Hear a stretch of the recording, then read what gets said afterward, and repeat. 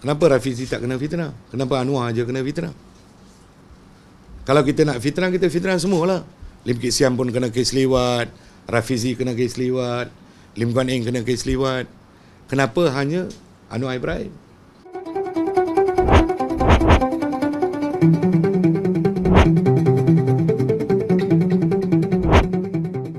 Saya nak beritahu dekat sini, saya adalah orang yang terakhir jumpa Bala PI sebelum Bala PI kembali ke Malaysia. Saya bukan bertujuan untuk menghina ataupun untuk melukakan hati sesiapa, tetapi saya terpaksa beritahu kebenaran ini sebab banyak kebenaran yang orang tidak tahu. Sebelum Bala PI balik ke KLIA, bila dia bersumpah dengan bagot kita, sebelum itu 2012 saya berjumpa dia di luar negara. Bukan di Malaysia, di luar negara, di beberapa negara. Dan perjumpaan saya dengan Bala adalah tujuan untuk di atas dasar perikemanusiaan. Satu. Yang kedua, saya berani mengatakan ini adalah satu permainan PKR yang dia cukup pandai, pakar dalam menghasut orang-orang untuk menuduh fitnah terhadap Perdana Menteri Datuk Seri Najib. Apa yang diterbitkan oleh Free Malaysia Today Mac 11 2013 adalah cerita yang sebenar-benarnya. Menawarkan 700,000 kepada Bala PI dan Bala PI sendiri mengaku SD pertama disediakan oleh peguam-peguam PKR dan dibacakan oleh Anwar Ibrahim. Ini satu. Kalau PKR nak katakan mereka tidak terlibat, kalau mereka katakan mereka langsung tidak terlibat dalam ini adalah satu fitnah untuk memalukan ataupun untuk menghasut ataupun saya cuba nak mencemarkan nama PKR. Apa perlu PKR bagi 10,000 kepada Bala PI masa dia meninggal? Setiap hari berlaku kematian di Selangor. Kenapa lain you tak bagi 10,000? Siapa Bala PI? You nak bagi 10,000 tu apa tujuannya?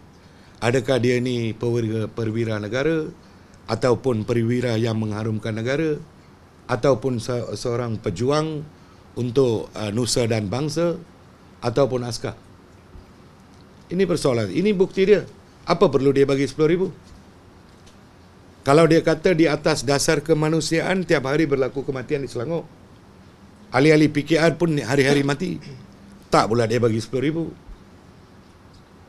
Ini adalah satu bukti yang kukuh mengatakan, saya boleh mengatakan ini bukti kukuh PKR terlibat dalam memfitnah dan menghasut cerita mereka reka cerita palsu. Kononnya Altan Dunia ini diarah oleh Perdana Menteri Nolai. Ini fitnah. Saya nak beritahu yang sebenarnya. Dan saya nak beritahu, okay, kalau macam Altan, kalau kita ikut balik, bapa Altan Dunia kata, Dr. Steve Sharibu mengatakan, saya tidak pernah jumpa Anwar Ibrahim. Saya tidak pernah berunding dengan Anwar Ibrahim. Ataupun apa-apa. Dia keluarkan kenyataan.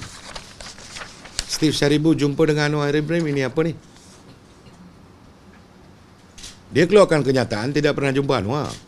Tapi dalam gambar ni, Sharibu dengan Anwar. Tapi ini fitnah. Saya nak tanya, kenapa PAS dengan PKR ni terlampau menyebuk?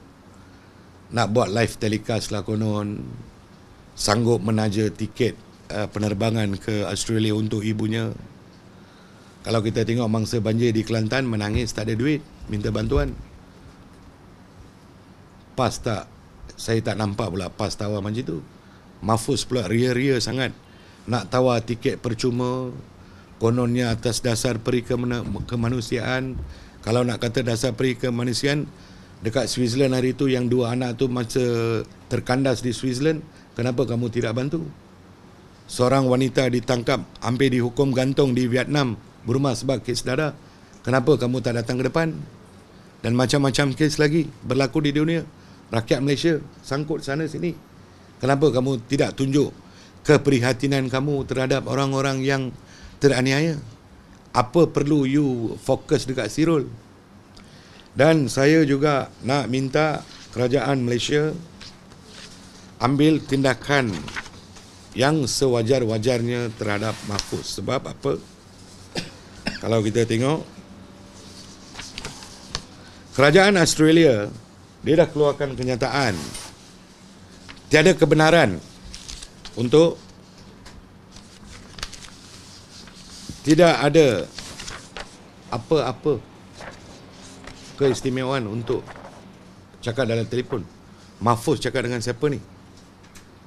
Adakah dia cuba pertikai undang-undang Malaysia ataupun undang-undang Australia? Dan saya tak faham kenapa pihak berkuasa diam diri. Bila Mahfuz keluarkan kenyataan mereka akan buat live, kenapa tiada tindakan daripada kerajaan Malaysia? Kenapa diam? Jadi dia nampak sangat ada sesuatu yang tidak kena di sebalik kes ni.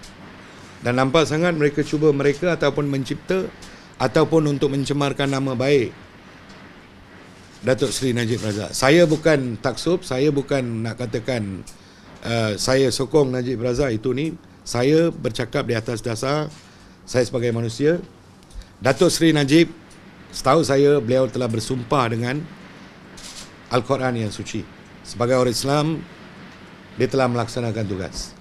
Jadi saya sebagai orang yang perhatikan keberanian dia, kesanggupan beliau untuk junjung Quran, saya menghormati apa yang dibuat oleh Datuk Seri Najib. Jadi saya tidak nampak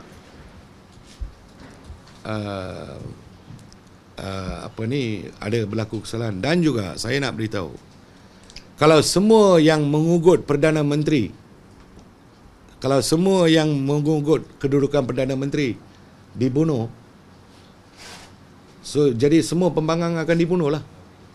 Adakah macam itu? Mereka cuba menafsirkan, pihak pembangkang cuba membawa teori sesiapa yang cuba mengugut kedudukan Perdana Menteri akan dibunuh. Anwar hidup lagi, Lim Kit Siang hidup lagi, Lim Guan Eng okey lagi. Sesiapa yang cuba bertindak terhadap Barisan Nasional akan difitnah. Kenapa Rafizi tak kena fitnah? Kenapa Anwar aja kena fitnah? Kalau kita nak fitnah, kita fitnah semualah. Lim Kit Siam pun kena kes liwat, Rafizi kena kes liwat, Lim Guan Eng kena kes liwat. Kenapa hanya Anwar Ibrahim? Kalau nak katakan bunuh, kenapa semua? Janganlah macam ni. Dan saya tengok kadang-kadang orang statement ni adalah cukup menyakitkan hati. Dan seolah-olah setiap orang, kalau orang cuba lawan, cuba persoal pentadbiran Malaysia, akan dibunuh, akan dipenjara, akan direka, akan difitnah. Dan banyak benda yang saya tak boleh cakap lah. Nanti akan aibkan banyak orang. Saya cuma nak nasihat kepada PKR, sudahlah. Sebab sepanjang saya berjumpa dengan Bala PI, macam-macam cerita yang diberitahu. Saya tahu macam-macam benda yang dia tunjuk. Kekotoran, fitnah, bagaimana dia diarah, skrip dicipta, macam-macam skrip.